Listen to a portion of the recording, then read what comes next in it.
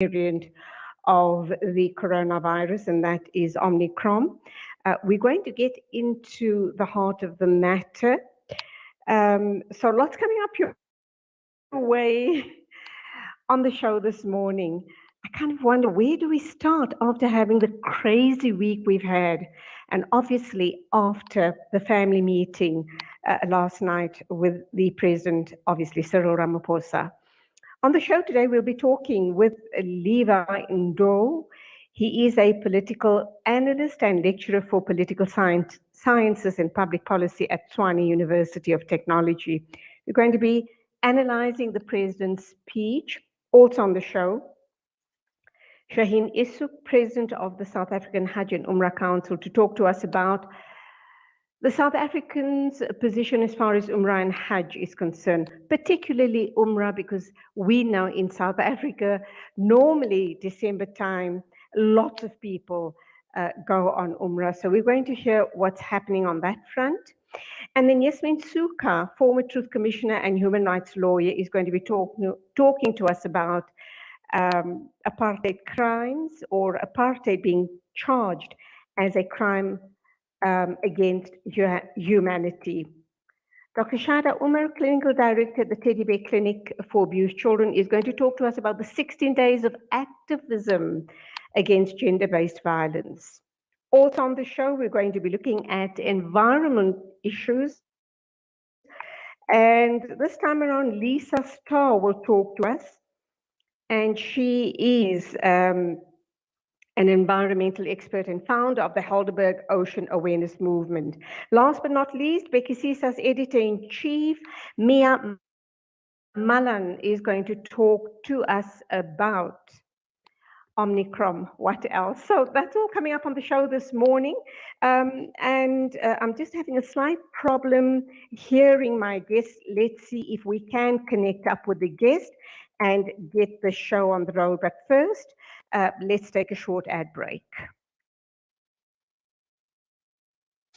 Breaking stereotypes, moving boundaries, joining hands. Salam Media.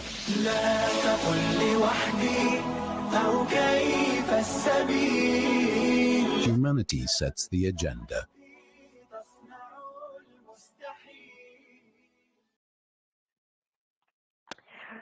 Morning, welcome to the program. To you, Levy Ndou. You are political analyst and lecturer for political sciences at TUT. Nice to have you on the show. And we can make of the president's speech last night. I think the entire South Africa was honestly sitting on the edge of their seats, thinking that we're going to go into a hard lockdown, or maybe, going to level 3, and uppermost on our minds was the economy. And under no circumstances, under absolutely no circumstances, I think, can South Africa afford to go under any form of a lockdown, because we're still reeling from the July insurrection. So your thoughts, Levy? Good morning. Welcome to the program.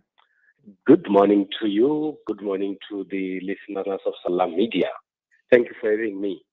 Lovely to have you here. I think the president, representing government and the people of South Africa, had to look on a number of factors.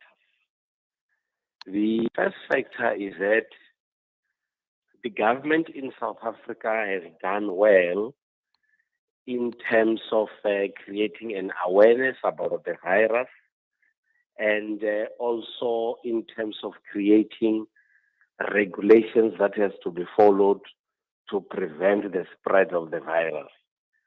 The government also, for me, has also done fairly well in terms of trying their best to prevent the spread of the virus because of the different lockdowns that have been introduced. At the same time, the government is there for the people, and the people are supposed to have their lives going on very normally. So I think the president had to try his best to balance the two, to put an emphasis on the vaccination and the measures to prevent the spread, but also at the same time emphasizing that indeed we have got a new variant and we need to be extra careful. But at the same time, he actually gave us our lives back to say, you can still continue with your lives, but you need to be extra careful relating to how you are supposed to behave. So for me, I think there is a fair balance between the two. But also very importantly, the same president said, as government, we are going to assess what is going to happen with the variant. And if we are put on a corner, we'll then be able to come back to you and tell you what is supposed to be done. So I think generally, the president is saying there is a virus, be careful, try to behave, because if you don't, I might then come with new measures. Okay, at this point in time, do we know yet if vaccines, and maybe I should save this question for Mia Malan, but of course there is the question of mandatory vaccines, and the reason I'm posing this issue to you particularly is we know that we've had pushback, very especially from university students. Indeed, we're finding ourselves in a very, very difficult corner, in the sense that when you have this virus continuing, the lives of ordinary citizens get disrupted. But also at the same time, there is vaccine which is available for everybody, which if properly taken or massively taken, the lives of ordinary people can go back to normality. Well, I think this one will require a number of factors to be consulted: civil society, political organizations, and human rights organizations. And I'm also happy that the president said they still have to thoroughly consult in relation to this matter, so that when they then take a decision, it should be a decision that has the contribution of the different stakeholders. Mandatory, of course, it will require thorough, careful look at it, so that the government should not be seen to be contravening the Constitution and the law.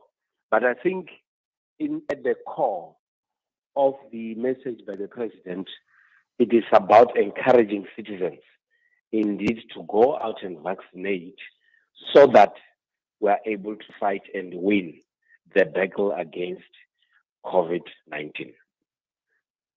Okay, and that's where we leave it. Thank you indeed for your time. And I like what you're saying, that the president has left the door open for further engagement with citizens. So let's watch this space very, very carefully.